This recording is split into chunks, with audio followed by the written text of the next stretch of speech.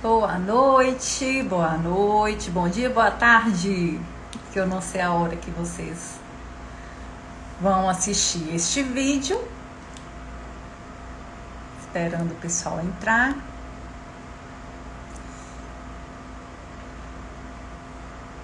Nelminha chegou aqui. E hoje vamos conversar sobre a avaliação inicial na terapia do esquema.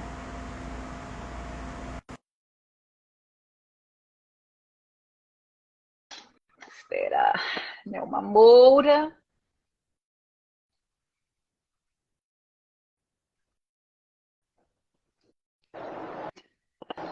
Entrou? Entrei, minha querida. Boa noite. Boa noite. Que delícia estar aqui com você. Alessandra Pinheiro entrando aí. Carol. Que coisa boa. Carol, isso Minha é muito xará, bom. xará, Carolina. Então vamos lá, Carol. Você já até anunciou o título, mas Alessandra, minha querida, enquanto eu entrava.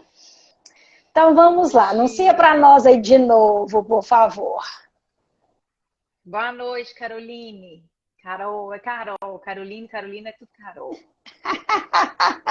Boa noite, Alessandra, minha querida. Vão chegando, manda o aviãozinho, aperta aqui, ó, para psicólogos, pessoas interessadas na terapia do esquema. Clica no coraçãozinho pra gente também, que ajuda a chegar a mais pessoas, né? Esse nosso com certeza. De hoje. Isso mesmo, isso mesmo. Então, nós vamos falar sobre avaliação inicial na terapia do esquema, né? Isso mesmo. A gente tem assunto importante também, né? Sim. E a gente tem conversado, né, a cada 15 dias sobre um tema relacionado à terapia do esquema e hoje vai ser a avaliação inicial, né? Que é importantíssimo, como você estava colocando aí, né? Isso mesmo. Vamos começar por onde? Uai, vamos lá. Por que é importante ter esse momento para a gente pensar, refletir sobre avaliação? Qual que é o papel da avaliação? Qual que é a importância da avaliação, Carol? Eu acho muito bacana a gente pensar na avaliação como a gente vai construir a base mesmo, né, do nosso relacionamento terapêutico com o paciente. Que é, eu diria, né, uma das principais diferenças da terapia do esquema. Porque a gente vê que na avaliação a gente tem uma anamnese, né? A gente tem que fazer uma entrevista completa, que é comum aí a várias abordagens, mas que nós, terapeutas do esquema, temos que ter uma atenção redobrada, né? Para poder investigar alguns detalhes, e a gente vai conversar sobre aqui hoje, e também construir esse vínculo seguro com o nosso paciente desde o primeiro contato dele com a gente. Isso mesmo. Muito importante. É o cuidado que a gente vai ter quando ele entra em contato com a gente, como que a gente vai responder, já ir observando como a gente vai se sentindo, né? Isso. Então nós vamos falar disso tudo aqui hoje. Tudo. Isso. Gosto assim, quando tem bastante coisa pra gente falar. Ei, Vanessa, seja bem-vinda, minha querida. Meninas, eu adoro coração. Vamos dar uma clicadinha nos corações. Queidinha, meu doce de coco. Manda aviãozinho pra alguém que vai gostar dessa. Oi, Vanessa. Então, minhas queridas, é só chegar o dedinho no coração, porque mais pessoas vão recebendo, no aviãozinho. Adorei. Muito obrigada, meninas. Bom, então, nosso tema hoje é avaliação, né, em terapia de esquema, avaliação inicial. Carol começou colocando sobre a importância que nós precisamos dar para essa avaliação inicial em terapia do esquema. Todas as abordagens vão fazer uma entrevista, né, ou aquela sequência de sessões onde vai capturar ali informações importantes para avaliação.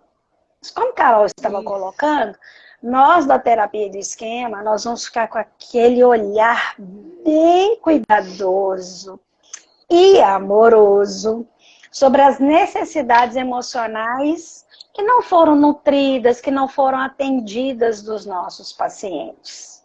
Aquele ponto ali no primeiro contato com o paciente pode aparecer, ou pode começar a aparecer quando ele traz o que é exatamente as queixas atuais dele, né? Então, quando ele começa já com essas queixas atuais, ali a gente já vai capturando, né? O que está presente ali? Do que realmente essa pessoa precisa e ela não recebeu na infância, né? Ei, Gisele, boa noite, minha querida. Exatamente, então, que é o nosso foco, né, na terapia do esquema, são essas necessidades emocionais. Exatamente. Tanto as que não foram atendidas, quanto aquelas que foram atendidas de maneira excessiva, né? Então, esse é o nosso olhar para tantos detalhes que a gente vai trabalhar, né, ao longo da avaliação inicial. E eu acho sempre importante lembrar, e aí vamos ver quem é que está aqui com a gente, né? Saudades também de Gilcélia entrou aqui também. Pessoal que está aqui com a gente, conta pra gente se vocês já são terapeutas do esquema, se você já tem experiência. Vanessa acabou de entrar. Isso, Vanessa Souza, minha querida. Hoje nós temos aqui duas Vanessas. Muito bom, muito bom. Então, já sou terapeuta do esquema, já trabalho ou não, sou estudante. Porque aí a gente também consegue ver o que a gente dá mais ênfase, né? Aqui. Isso, mas a e atender mais vocês. Atender a necessidade de vocês. Porque, sim, você ama até, e nós também. É nossa paixão. Saudades também, Vanessa. E olha só, quando a gente está colocando aqui, eu e Carol estamos colocando, por que nós, terapeutas de esquema, temos esse olhar amoroso, cuidadoso sobre as necessidades emocionais não atendidas na infância, especialmente na infância, né? É porque nós vamos trabalhar com algo que é muito próprio da terapia de esquema, que é a reparação parental limitada. E aí, nós precisamos entender quais necessidades não foram atendidas para que nós possamos fazer de uma forma mais assertiva, adequada e efetiva a reparação parental limitada. Né? Temos aí comentários, Carol? Temos. A Vanessa Bueno ainda não é terapeuta TE, mas está de olho, então fica de olho. Adoro. Continua de olho. Continua de olho. A Carol também, tentando me construir na TE. Isso. Para quem está chegando e para quem já está, para quem está chegando e para quem já é terapeuta, né, há algum tempo, é sempre bom a gente falar da fase inicial, que é essa avaliação. Sim. Então, nós estamos com um olhar ali, olha, eu vou precisar nutrir essa pessoa daquilo que ela não recebeu na sua infância. Para que isso seja de uma maneira adequada e terapêutica para o meu paciente, como terapeuta, eu tenho que ter clareza de quais necessidades não foram atendidas. Sim. E aí, como que a gente vai identificar isso, né, Nelma? Oba! Vamos lá? Vamos começar? Pergunta boa. Eu estou avaliando e a Gisele até já colocou. Nossa, impossível tratar sem avaliar. Exatamente.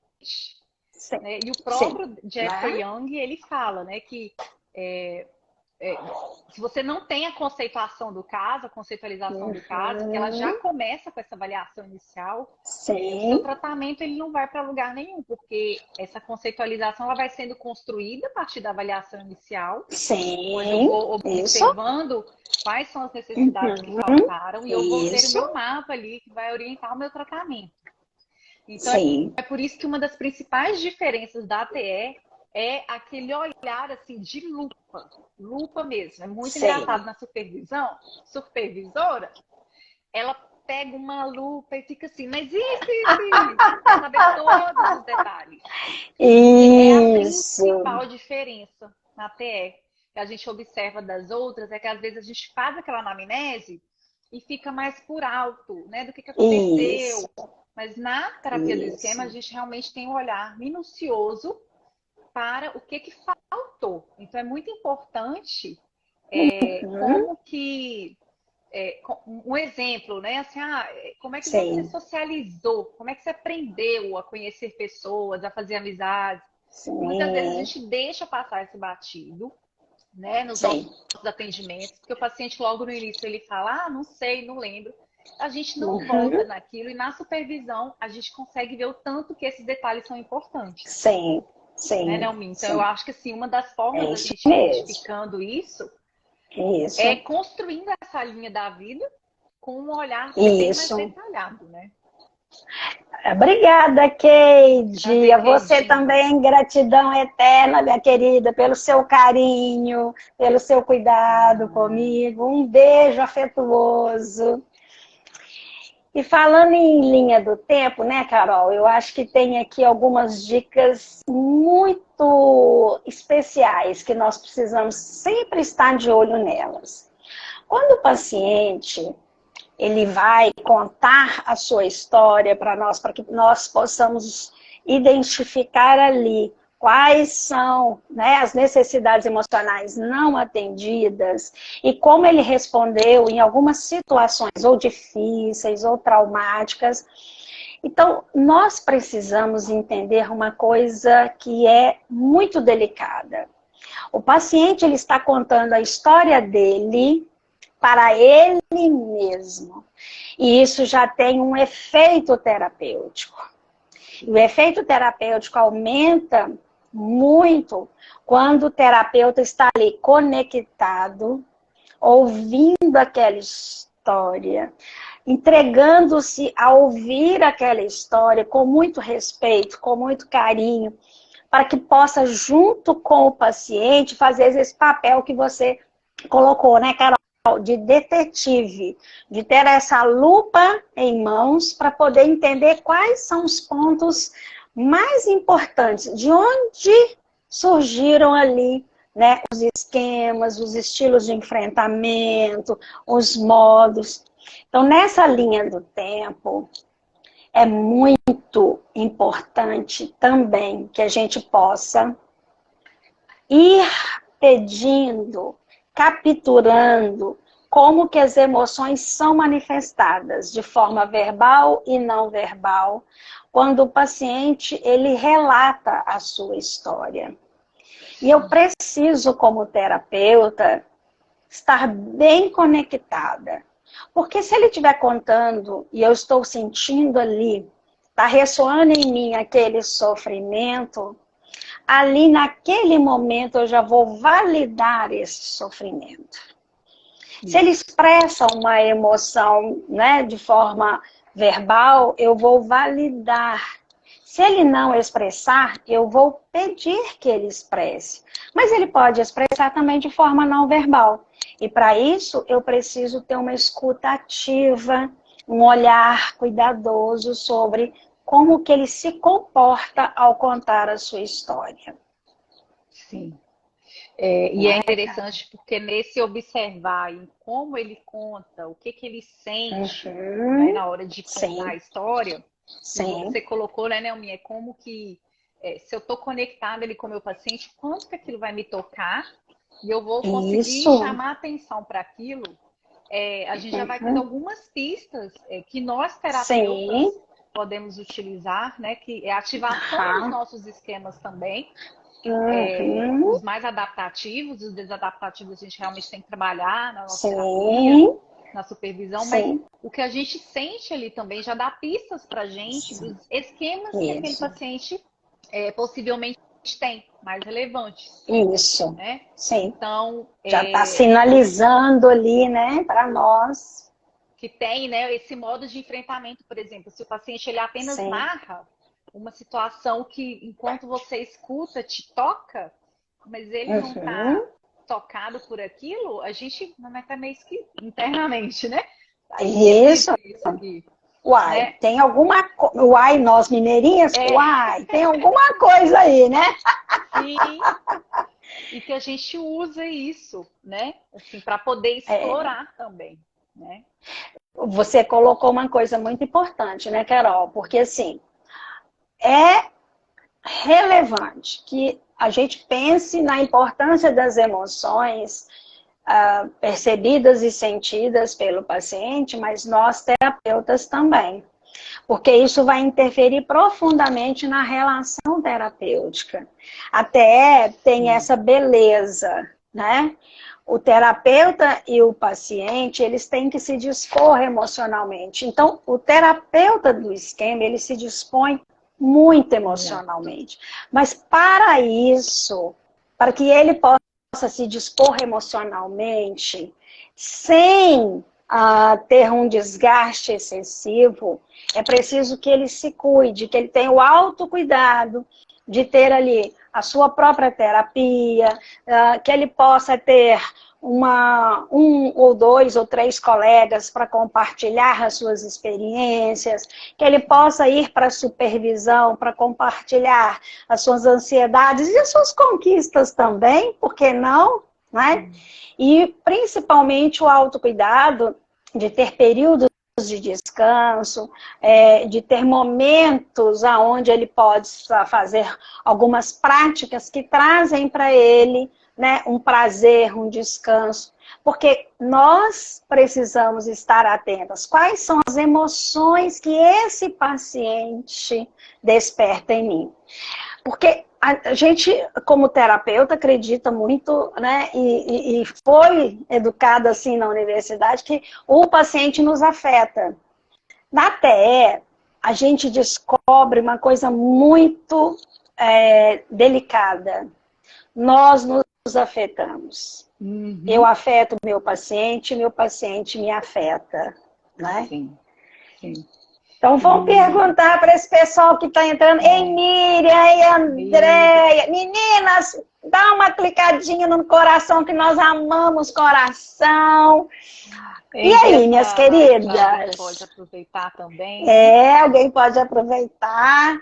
Nessa fase de avaliação, vocês concordam que essa questão das emoções, ela é fundamental que o terapeuta esteja atento? O que mais que vocês consideram que é bacana na linha do tempo, nesse momento de nós fazermos a avaliação? Ou dúvidas também, né? Que eventualmente dúvidas, né? Tem alguma dica, né? Não, minha estava falando de uma coisa importante, né? Inclusive para quem tá namorando, paquerando a terapia do esquema, que é essa disponibilidade emocional que a gente tem enquanto terapeuta. Sim. E o quanto a gente tem que estar por dentro disso, né? Então, assim, eu vou entrar num processo de avaliação que eu tenho que estar por dentro de mim mesmo, enquanto terapeuta, enquanto pessoa, né? Meus modos aí bem delimitados, para eu conseguir fazer essa conexão e eu conseguir fazer uma boa avaliação inicial. Então, eu diria que um dos pré-requisitos para a gente conseguir fazer uma boa avaliação é a gente estar com esse autocuidado em dia, né? Porque aí eu realmente consigo usar a minha emoção como bússola e a do paciente também. Que eu achei legal isso que você trouxe, né? Nós nos afetamos, é porque a emoção de cada um é uma bússola ali para onde que a gente vai seguir. Né? E tem uma questão que eu considero também importante, Carol, que é o seguinte: tem alguns terapeutas que preferem que o paciente leve para casa e preencha ali como que é a história dele, né? Tá. Eu, particularmente, gosto que o paciente me relate a sua história, que ele traga o relato da sua história na sessão. Na terapia porque eu quero, esquema, tem que ser eu quero ouvi-lo, tem que ser, eu quero ouvi-lo contar que tom de voz que ele usa, que expressões que ele usa, quando é que ele se afasta, quando é que ele se aproxima para me contar alguma coisa. Então, eu tenho ouvido algumas pessoas dizerem que gostam de mandar para casa, para preencher, para, às vezes, ganhar um tempo na terapia. Eu considero que ouvir a história do paciente é que é um verdadeiro investimento do terapeuta na história do paciente. Tá?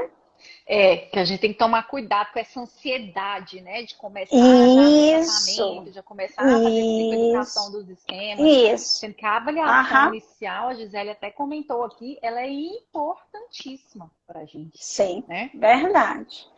Tem um comentário da Andréia, você pode ler para nós, por favor, Carol? Essa ativação esquemática, vocês acham que podem vir a influenciar no raciocínio clínico do terapeuta? Eu acredito que seja do próprio terapeuta, né? A ativação dele. Sim. Com certeza, né? Sim. Eu acredito que influencia. Eu acredito que influencia, sim.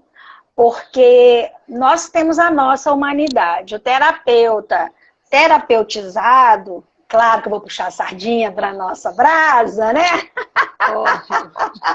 Em terapia do esquema, essencialmente, ele vai ter chance, o terapeuta terapeutizado, tratado, né, nas suas questões, nos seus esquemas, ele tem chance, uma chance assim, muito grande de ter um melhor discernimento, de ter uma melhor flexibilidade. Ele consegue capturar mais detalhes, com emoção, mas ele sabendo o que é dele, se ele ficar ativado, e o que é do paciente. Né? Então, eu acho que pode sim, no raciocínio clínico, pode alterar, porque vamos imaginar que um paciente que tenha esquema de desconfiança e abuso, e se o terapeuta tiver e não tiver cuidado, ele pode deixar de ver, ou ele pode ver de uma forma excessiva, né? Sim. Então, é importante, sim. Por isso que a gente sempre apregoa a necessidade da terapia pessoal e terapeutas. Na verdade, a gente tem sempre uma série de terapias, né? Minha querida, muito obrigada, muito obrigada. Então, tem mais alguma coisa da linha do tempo que vocês gostariam de trazer? Algum dado importante que vocês fazem, que acham legal? Fala, nossa, quando eu faço isso, meu paciente gosta, eu gosto, nós temos uma boa avaliação ali. Né? Porque às vezes alguém pode falar, mas o meu paciente é mais... nossa, ele não lembra tanto de como que era isso. Então, tem uma dica super legal...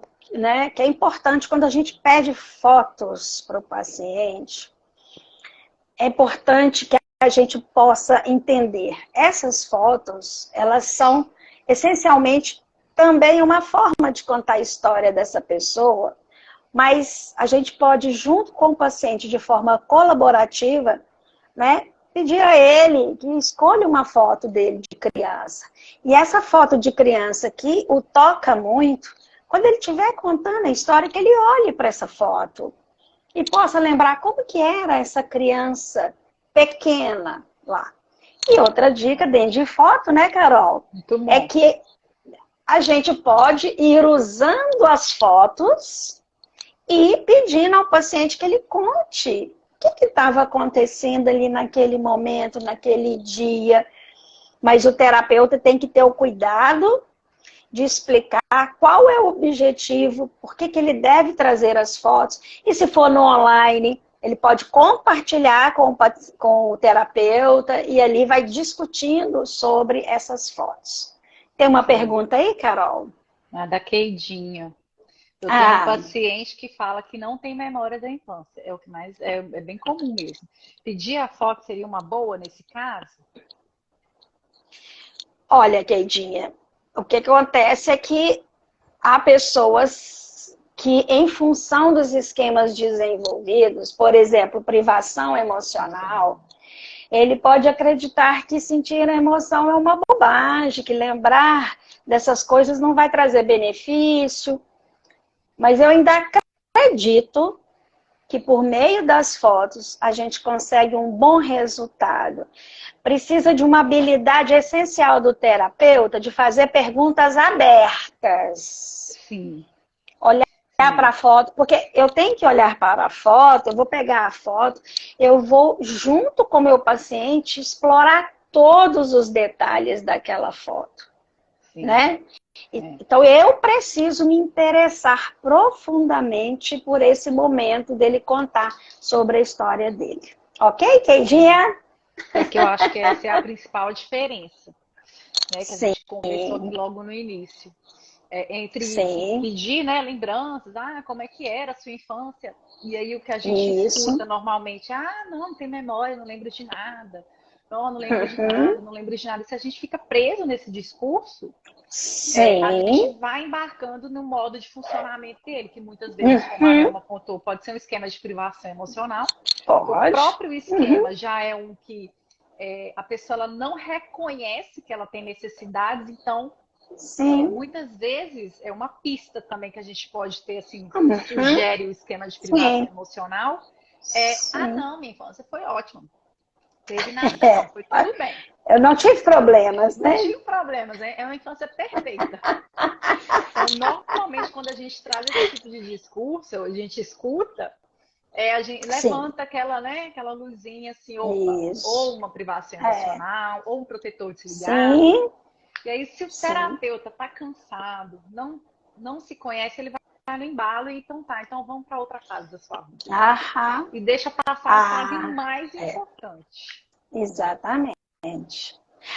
Isso, né, Keide? Olha, tem a presença da privação emocional, tá vendo?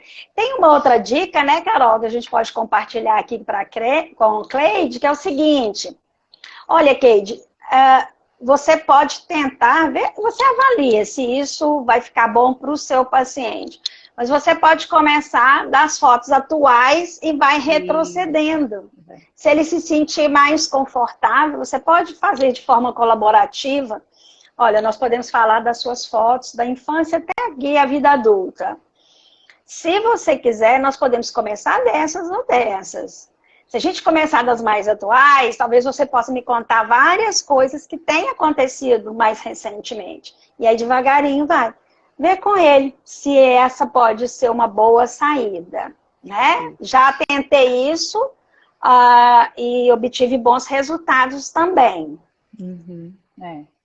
É claro que pode acontecer da gente nem sempre obter os melhores resultados, né? Porque às vezes está ali ativado um protetor desligado, que é muito comum acontecer.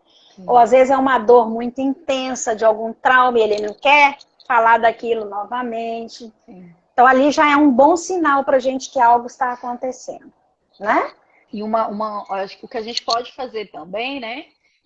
Pedir para o paciente, aí depende, né, de como que é o relacionamento dele com os cuidadores dele atuais, se ele ainda tem contato com essas pessoas. Pedir para essas pessoas contarem para ele. Então, em alguns momentos, quando eu boa, Carol. Isso aqui minha mãe vai saber, eu falo, então vamos anotar tudo que você vai perguntar para sua mãe. Ótima, Carol, boa! Mãe, pergunta para o pai, pergunta para a moça que trabalha na sua casa e se ela está lá até hoje. Até porque a gente aproveita isso para poder investigar o temperamento. Que a gente não falou, mas que é um item importantíssimo da avaliação inicial. Como que então aproveita aí, Carol! Elas percebiam você, né? Você era um bebê que chorava muito. Porque até os nossos 3 anos, 4, 5 anos, a gente dificilmente tem memórias, né? Memórias bem específicas, assim, algumas pessoas conseguem lembrar com detalhes, mas outras não. E pra gente investigar o temperamento, porque eu não vou conseguir falar, aí eu chorava muito, não chorava, eu tive dificuldade para ir pra escolinha, eu não tive, a gente pede a ajuda dos pais, né? Ou dos cuidadores, dos avós. Então, uso e abuso disso. Eu gosto muito de fazer isso também, né? Eu acho essa dica preciosa, Carol, né? Que a gente precisa mesmo investigar, e é sugerido pela terapia do esquema que a gente investigue a questão do temperamento, que está presente desde o nosso nascimento, né?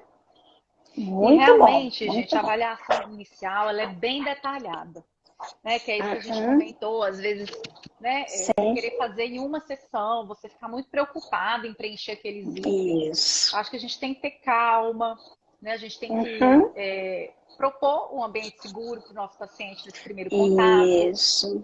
Isso. Investigando, porque se a gente passa correndo por isso, a gente vai ter que voltar nisso lá atrás. Né? Por experiência própria. Os pacientes que às vezes eu deixei passar e a gente ficou só apagando incêndio no início, chega um determinado momento da terapia que você vai aprofundar, você tem que voltar nisso. Para a terapia do esquema, isso é muito relevante. Né? Sim. A Keidinha. E se ele diz não saber nada da vida dos pais? Nunca tinha visto um paciente não saber. Pode acontecer. Pode. A família, principalmente, que pode ser muito privada emocionalmente, não narra a história da família, conversa muito, tem muito não diálogo. Conversam entre si, né? E famílias às vezes muito tímidas, onde o pai e a mãe talvez sejam muito privados também emocionalmente, porque se a gente for pensar, né, Carol, contar a história para os nossos filhos, por exemplo, se eu vou contar a história, né, do meu filho, para o meu filho lá na infância, eu quero que ele saiba quem foram seus avós, seus bisavós, né, como que eles se chamavam, o que eles faziam, características, porque Carol falou de temperamento, então é um negócio super importante aqui. Quando a gente pensa, fala em temperamento, a gente está falando temperamento que a partir dos 3 anos a gente chama de 2 anos, 3 anos de personalidade. Isso se refere à família estendida, não é só pai e mãe. Quantas vezes a gente vai falar, nossa, como que você se parece nisso com o seu avô, né? No caso, por exemplo, meu filho, ele gosta de tocar violão, gosta de tocar guitarra. O meu pai adorava e gosta de tocar violão. E isso traz contentamento, traz alegria para ele.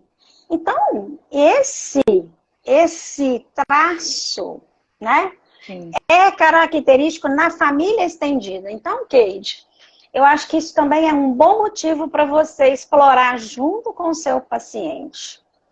O que aconteceu que ele não ouviu as histórias dele? Porque é a história dele. Tataravô, bisavô, avô, pais, né? Sim, eu acho que você pode usar, como é que ela colocou? Fico pensando, às vezes pegando histórias nossas, explicarmos para o nosso filho. Lá na família dele não tem... Pois é, então explora. Por que será? O que é uma característica? Peça a ele para dizer quais são as características da sua família. Né? Isso. Pelo fato de não saber, né? E como que é isso para você? Ótimo, como é que Carol. Você percebe isso? É o fato de você, né? Porque tem uma coisa interessante nisso, é que às vezes quando a gente vai trabalhar sobre relacionamentos, é muito importante como que o paciente enxergava o relacionamento dos pais, dos avós, porque ele foi internalizando esses modelos. Então, tem que ter essa clareza, né? Ele vai internalizando o modelo, então às vezes a gente consegue até ele sem perceber, né, que é uma outra dica que a gente pode dar para avaliação inicial, é as mensagens que são autodirigidas e que tem essa conotação mais crítica, mais exigente, que levanta uma luzinha para uma voz internalizada dos cuidadores, ou né, dos pais, né, pessoas mais velhas ali. E que pode ser uma dica, olha, você internalizou isso e às vezes você nem percebeu que veio dos seus pais, né, ou dos cuidadores. E é uma forma da gente acessar essa memória, né? Igual ele falou, o paciente da Keide, né? Ah, não lembro, não sei como é que é, ninguém fala. Então, tenta observar as mensagens que ele dirige para ele mesmo, né? De forma crítica, exigente. Se ele tem isso, vai investigando de onde que isso vem, que pode dar alguma pista, né? E Keide, nós é que agradecemos você trazer tantas questões, sabe por quê? Porque o nosso objetivo aqui é de compartilhar, é de trocar, é que a gente possa realmente compartilhar com vocês tudo aquilo que a gente vem estudando, que a gente vem trabalhando. E às vezes, a gente olhando de fora consegue trocar essas ideias. Muito bom, muito bom. O que a Andréia escreveu aí no primeiro? Isso. Lê para mim, por favor, porque para mim aqui já fugiu a escrita. O Andréia colocou, no pensamento sistêmico pode ser um comportamento de manter um padrão evitativo. Ou a questão de segredos familiares, dificuldades de comunicação intrafamiliar. Andréia. Isso. Que é uma ótima observação. Isso. Né? Muito, muito bom. Informação lá para conceituação de caso, né? Isso. Não, e esse traço transgeracional, ele interessa pra gente. Muito bom, Andréia. Obrigada pela colaboração. Olha como que é importante, né? Andréia nos trouxe uma contribuição valiosíssima. Por quê? Porque o traço transgeracional é ali um campo muito fértil, muito bom, para que nós possamos investigar como é passado de geração em geração determinados comportamentos, pensamentos, forma de ver a vida, forma de ver a si mesmo, forma de ver o outro. Muito bom, Andréia. Como sempre, contribuições maravilhosas. E é gostoso a participação, né? Das meninas aí. Nossa, adoro! Adoro. Meninas, todo mundo é menina. Pensando, né? Assim, como que a gente pode fazer? O objetivo é que a gente vá trocando, né? Como que a gente pode... a riqueza aqui é essa, avaliação. Né? Sim, isso mesmo. E além da linha do tempo, Carol, o que mais que nós podemos lançar a mão para avaliação? Andréia colocou outra contribuição aqui, que é exatamente meninas, e tem também a questão do emaranhado familiar. O não falar é um sinal dessa dificuldade. Sim. É verdade. Sim. Nem percebe, né?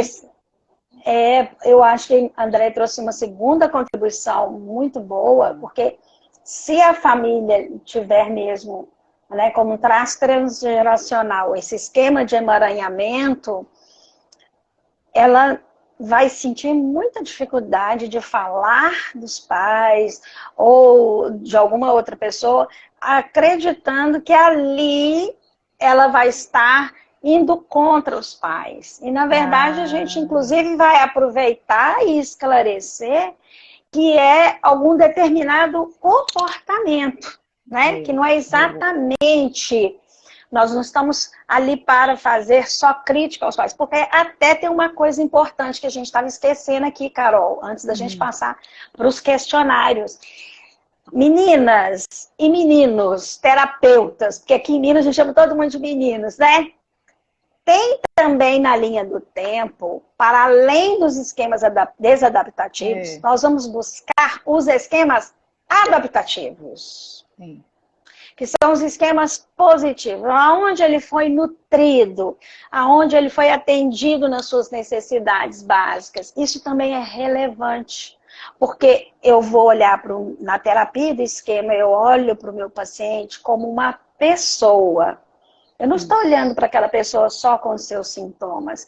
Eu quero saber dos seus valores, eu quero saber dos seus interesses, para além das suas necessidades e eu vou olhar o que é saudável no meu paciente. Eu preciso olhar o que é saudável. Porque eu vou ampliar essa parte, esse lado do adulto saudável. Eu vou tentar trabalhar sempre para que cresça, para que aumente esse lado. Então tem isso. Esse é um ponto importante também na linha do tempo. Ok? Importantíssimo. Sim. Nelminha, porque a gente... na avaliação, a gente tem que fazer esse levantamento dos pontos fortes, foi o que você colocou, dos valores, das habilidades. E realmente, quando a gente procura necessidades que não foram atendidas e aquelas que foram atendidas em excesso, tem essa que você pontuou, e as que foram atendidas e que contribuíram para os esquemas adaptativos. Né? Porque na nossa conceitualização, a gente fica de olho ali, nos sintomas que o paciente traz, a gente vai fazendo um link desses sintomas, os problemas atuais que ele apresenta, Boa, mas o paciente Carol. ele vai muito além disso. né? E os pontos fortes. E aquilo que funciona bem e que vai ajudar muito a gente no processo para lidar com essas dificuldades. A gente tem que validar isso também e dar uma atenção em um lugar especial, no momento de avaliação e ao longo das sessões. Isso. Até porque com essa atitude, a gente também instila esperança nos nossos pacientes. Olha, vocês têm dificuldades, têm problemas ou algum transtorno em especial, mas também tem suas habilidades, suas competências, seus pontos fortes, seus valores. E é com isso que a gente vai trabalhar também, né? Ampliar. Ok? Podemos ir para os questionários, Carol? Temos questionários também que podem ser utilizados, né, nessa avaliação. Sim. E alguns atores recomendam, você pode pedir para ele responder em casa, depois de 2, 3 sessões. Outros profissionais preferem responder com o paciente, dependendo do perfil do paciente. É melhor mesmo que a gente vá preenchendo com ele na sessão. Sim. E a gente tem alguns questionários, né? Que é o questionário de esquemas. O mais curto, que é o mais indicado para ser utilizado, de 90 itens. Sim. Que a gente tem que ficar muito atento. E curtinho, 90 itens. Pelo menos 1 hora para responder, que eu bem me lembro. Eu gosto quando a gente fala assim, isso aqui tá parecendo conversa de mineiro. É ali, aí a pessoa anda, aí o curtinho, 90 itens, é mais ou menos assim. Pelo menos 40 minutos, 1 hora respondendo. Verdade, né? Eu gosto de rir, sabe, Carol? Porque a gente precisa rir das coisas, porque o humor, gente, ele ajuda a gente demais, né? A tornar as coisas difíceis sem mais leves. Exatamente. Mas e aí, Carol? O curto. É curto, né? Que a Nelminha tá lembrando, é curto. A gente tem que ficar atento ali nas pontuações, né? Por volta de 5, 6. Também pontuações muito baixas, a gente tem que ficar atento. Opa! Pode ser que o paciente ele esteja hipercompensando aquele esquema, está com a pontuação mais baixa, ou ele pode estar com o protetor desligado. Então, a gente dá uma atenção para tudo, na verdade, né? Mas a gente começa pelos que estão mais ativados. Exatamente. E não quer dizer que se pontuar abaixo que não está a presença daquele esquema. Pode ser que ele não esteja ativado naquele esquema, ou numa condição de vida que esse esquema não está muito ali ativado. Ele pode ter uma privação emocional considerável e acreditar, não, é o que você falou, né, Carol? Acreditar que é assim mesmo, não tem nada de diferente, não sentir emoção, não conseguir compartilhar as coisas com as pessoas, não saber pedir ajuda. Está tudo dentro do esperado. Então, nós precisamos lembrar que é uma ferramenta que nós vamos usar, mas nós vamos ficar muito atentas, porque por isso é importante a gente, às vezes, fazer dentro do consultório com o paciente. Porque se a gente mandar para casa, a gente tem que instruir. Que tipo de instrução que a gente tem que dar, Carol, quando a gente pede para fazer em casa? A gente tem que pontuar, assim, firmemente que para ele, primeiro, reservar um tempo, né, ali pelo menos 1 hora, né, um espaço reservado, um ambiente mais tranquilo. E que especialmente ele esteja, se ele não estiver ativado emocionalmente, mas para que ele use o seu raciocínio emocional. A gente quer o raciocínio emocional para poder responder. Não o raciocínio lógico, do tipo, deixa eu ver se isso é verdade, deixa eu ver se isso já aconteceu. Mas é especialmente como eu me sinto. Quando eu leio essa informação, eu sinto que isso é verdade. Então, é sempre esse raciocínio emocional. Por isso que é interessante a gente responder. Né? E o próprio terapeuta, antes de passar para o paciente responder, para saber como que é essa experiência, em momentos que a gente está mais ativado emocionalmente, que a gente está sentindo mais, a gente consegue sentir que a emoção está ali. Porque aí a gente vai conseguir responder de maneira mais fidedigna. Sim. Muito bom. E é uma ferramenta que a gente pode lançar mão dela, né? E devemos ver qual é o melhor momento, né? Como você colocou, né, Carol? Talvez, para um paciente mais evitativo, se assim que ele chegar e você entregar, não seja a melhor pedida. Então, continua sendo importante o quê? Eu estar observando o meu paciente. É o momento adequado. E nós temos outro questionário. Qual que é um outro questionário que a gente pode lançar a mão, assim, com muita frequência, Carol? Que ajuda muito, né? É o de estilos parentais, né? Estilos parentais. Ele é outro, assim, importantíssimo. Isso. Eu acho que, assim, ele faz uma diferença tremenda quando a gente aplica ele. Porque o de estilos parentais, o paciente ele vai responder com base no que aconteceu, né, cada sentença, em relação aos seus pais, ou aos cuidadores. Né? Aos então, foram os avós no lugar de pai e mãe, a gente coloca o avô tal, a avó tal, a babá. Né? Então a gente usa essas pessoas como referência para poder ver quem que atendeu aquela necessidade e quem que não atendeu aquela necessidade.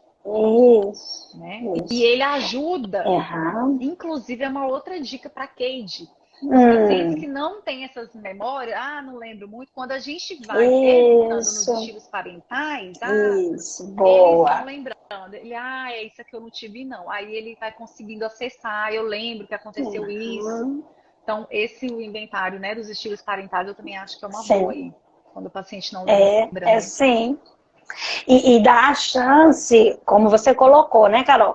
Eu vou ali ajudar a compreender, eu estou ali servindo de uma base segura, fazendo junto com o paciente. Então, tem o pai e a mãe foram atendidos, ok. Mas teve uma avó mais amorosa, então vamos montar uma lacuna, uma coluna, melhor dizendo. Uma coluna para a avó amorosa. Como você disse, Carol, teve uma babá muito afetuosa, que ficou a maior parte do tempo que os pais trabalhavam, ela foi afetuosa, ela foi importante para nutrir necessidades emocionais, ela vai ter também uma coluna. Né? Então, é muito até gostoso de fazer isso para o paciente na sessão, né? Na sessão, porque o terapeuta... Isso. Gostoso no sentido, assim, de que ele pode lembrar se ele teve alguém que nutriu. Agora, se ele não teve ninguém que nutriu, claro que vai ser difícil. Vai ser difícil para ele. E é por isso que é importante o terapeuta estar junto, porque o terapeuta pode ali, né, validar como ele se sente, amparar no seu sofrimento, na sua dor. Ok? Bem pontuado. Eu acho que são duas ferramentas que nós lançamos mão, mas elas não substituem o olhar do terapeuta. Elas não substituem o amor do terapeuta no momento da avaliação. É muito importante que a gente possa entender isso. Eu tenho que estar presente no momento presente. Né? Eu tenho que estar conectada com o meu paciente. Porque outra forma de avaliar é ali na relação terapêutica. Eu e ele. Como que ele olha, como que ele dá entonação de voz para as coisas que ele vai falar, como que ele recebe o que eu falo com ele, né? Como se ele fica ou não fica ativado em determinadas situações, que tipo de comportamentos ele apresenta numa determinada situação. Isso é que é a beleza. Porque as ferramentas nos questionários são um auxílio para nós. Né? Um auxílio. Elas também são ali, esse momento que a gente vai incluir em todas as ferramentas de avaliação. Sim. Isso. E tem também um outro recurso que a gente tem, né, para esse momento da avaliação, que é o exercício de imagens, né, Nelma? Ótimo! É importante a gente trazer ele aqui também. Muito bom. O exercício de imagens para a avaliação tem um objetivo diferente daquele que a gente vai utilizar na fase de mudança. Né? Isso. Então, já é um momento assim, do paciente se familiarizar com uma das técnicas que vão ser utilizadas no tratamento. Isso. É uma forma de aprofundar e, inclusive, acessar a emoção. Isso. Né? Porque isso é importante, né, Carol? O inventário, ele é cognitivo. E ali na imagem mental, nós vamos ter uma estratégia experiencial. Onde aquelas questões todas que nós enaltecemos no início sobre as emoções, elas são válidas para esse momento da imagem mental. Então, eu vou observar todas as formas dele se apresentar, né, no não verbal. Uma respiração, um ombro, uma posição das mãos, o tom de voz. E é o que você colocou, né, Carol? O olhar, e é o que você colocou. Então, assim, é uma identificação de esquemas. Eu vou identificar quais são os esquemas ali que mais se apresentam. Ah, Nelma, mas vão aparecer todos? Não. Eu vou fazer uma imagem mental, prioritariamente vão aparecer talvez 2 esquemas, né? Mas eu posso lançar mão de novos exercícios de imagem mental em uma outra sessão. E não é adequado que a gente aplique seguidamente a imagem mental se não for terapêutico para o meu paciente naquele momento. Tem esse tempo que eu tenho que avaliar se é terapêutico para o meu paciente eu fazer novamente já essa técnica, né? Porque a técnica, seja ela de imagem mental, de cadeira, qualquer técnica, né? Eu preciso entender qual é o meu objetivo ao aplicar essa técnica. Então, a técnica que Carol está trazendo, a identificação de esquemas por imagem mental. Ok, eu já tenho que saber algumas coisas do meu paciente também. Eu tenho que estar conectada com esse paciente. Se for um paciente muito evitativo, eu tenho que primeiro trabalhar com ele algumas técnicas para ele se sentir seguro, tipo o lugar seguro, a bolha segura, para depois, né, chamá-lo, convidá-lo a fazer essa identificação. Saber os esquemas também, né? Quais são as principais emoções que estão associadas ao esquema. Porque você já vai para o exercício com uma facilidade para realmente identificar. Né? Que nesse momento é só identificar, né? O que ele precisava naquele momento. Né? E como ele se sentiu. Né? Isso aí é muito importante. A gente precisa ter uma clareza de quais são as emoções mais presentes em cada esquema. Né? Não é necessariamente decorar, mas à medida que a gente vai estudando, tem uma colinha no livro, né? No livro azul, que foi organizado pelo Weiner, ali tem um quadro que apresenta, né, as principais emoções que podem aparecer. Agora, ali é uma referência, como os livros são uma referência. Continuo afirmando. É o meu olhar para o paciente, é a minha percepção, é a minha presença terapêutica, é a minha escutativa, é que vai permitir com que eu capture o que é que está acontecendo naquele momento. O máximo possível, que eu capture o máximo possível, né? Exatamente. Obrigada, Sinara. Eu e Carol estamos aqui, né? Trabalhando em conjunto para que a gente possa compartilhar esses conhecimentos. Muito bom ter você aqui conosco. E aí, Carol, além da imagem mental, os questionários... Eu entrar, mas vamos fechar então com outro tópico, eu acho que só ele é um dos que a gente não falou aqui. Para fechar, eu acho que tem um que a gente até... Né, mas nós vamos contar os próximos capítulos, a próxima live, depois a gente conta, hein? O que vem por aí. Que é, Nelminha? Aí você vai dar uma dica pra gente. Tá. que é um outro ponto importante da avaliação inicial, é a gente passar pela Certo. espiritualidade e pela cultura. A gente não Nossa, pode deixar que isso de bom lado, que você lembrou. né? Que bom que E a você lembrou. Por diversidade que é também da importante, Carol? sexualidade. Por que é importante? Nós temos que contar aqui para os meninos. Por que é importante, né? Ó, Sim. interessante. Ah, não vou Sim. contar esse caso. Eu ia contar um caso aqui, mas não vou contar. Mas por que é importante? Porque vamos pensar, né, uma pessoa que nasceu no Brasil e que muito nova, ela se mudou para um outro país, Tá. né? Teve os primeiros anos de vida dela em um outro país, aí ela volta para o país dela. São culturas diferentes. E a gente tem que pensar que esses primeiros anos de vida, eles que impactam, né, nessas experiências, na formação dos nossos esquemas. E as diferenças culturais, elas são muito relevantes, porque uma coisa que aqui, para a gente, é ok, em outro país pode não ser ok. Né? E essa pessoa ela pode vir com essa internalização. Né? A gente percebe isso em algumas religiões, né, que são mais rígidas, e as pessoas elas acabam internalizando isso também. Então, essas diferenças de cultura, a espiritualidade, como que ela exerce, como, né, qual religião ela foi criada, qual que ela a qual que ela é devota hoje, qual que ela exerce, né? Como que é essa área para ela.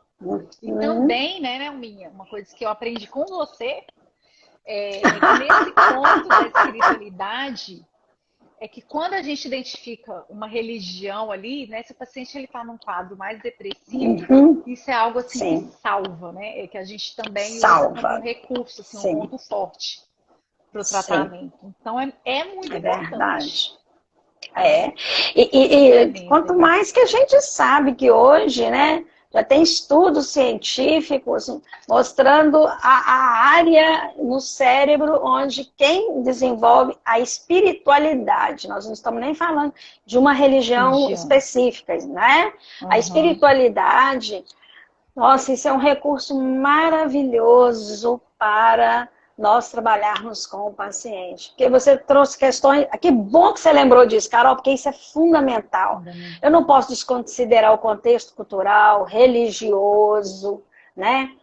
Como que foi educado na sexualidade, isso é fundamental. Né? Quais são os preceitos ali sociais que mais influenciaram, né? Às vezes na decisão de uma escolha profissional. Então, tudo isso, de fato, precisa ser considerado, né? Ótimo. Que bom. Que bom que você lembrou disso. É extremamente importante, né? Assim, porque são áreas que elas vão tendo um maior impacto no nosso período assim, da transição pré-adolescente, da infância para a adolescência. E a gente sabe que ali vão sendo consolidados alguns esquemas também. Sim, ótimo. Então, nós já estamos caminhando para a finalização? Sim, mas... Oh, meu Deus, mas... Hoje é hoje, né? Daqui a 15 dias vai dar que dia, né? Dia 15 de fevereiro, 15, né? Eu acho que 15. Vocês 15 dias certinho. Vocês vão ficar sabendo também. Mas daqui a 15 dias, às 19 horas, a gente vai ter uma outra, a gente vai conversar. Podemos tirar dúvidas, né? Se acontecer tranquilamente. Até lá, já vai. Aliás, dúvidas são sempre bem-vindas. A gente aprende demais, né? Dúvidas e contribuições sem moderação. Pode trazer à vontade. É igual o coraçãozinho aqui, sem moderação. Pode apertando para muita gente aproveitar, né? Olha só, Carol, vamos contar. Hoje a gente está falando de avaliação. E a próxima nós vamos falar de quê? De formulação de casos. Oba! Tem tudo a ver uma coisa com a outra. Exatamente. Então, você assistiu aqui, trabalhou essas 2 semanas, surgiu uma dúvida? Traga. Porque os assuntos são complementares. E a gente está trazendo a questão da formulação como uma coisa que é necessária para que nós possamos ter, né, ali as diretrizes para onde que nós vamos caminhar com o nosso paciente para que ele se torne cada vez mais saudável. né? E tenha uma vida qualificada, uma vida onde ele possa se expressar mais como ele é, né? Sim. As suas necessidades, os seus desejos. Não, Carol? Isso mesmo. Muito obrigada, meninas. Obrigada. Que bom que você gostou, Vanessa, Kate, André, as participações de todas, né? Muito obrigada, gente. Entendo todos. Não posso esquecer que nós também temos participantes aqui, né? Masculinos. Que coisa boa quando a gente recebe os interessados em terapia do esquema.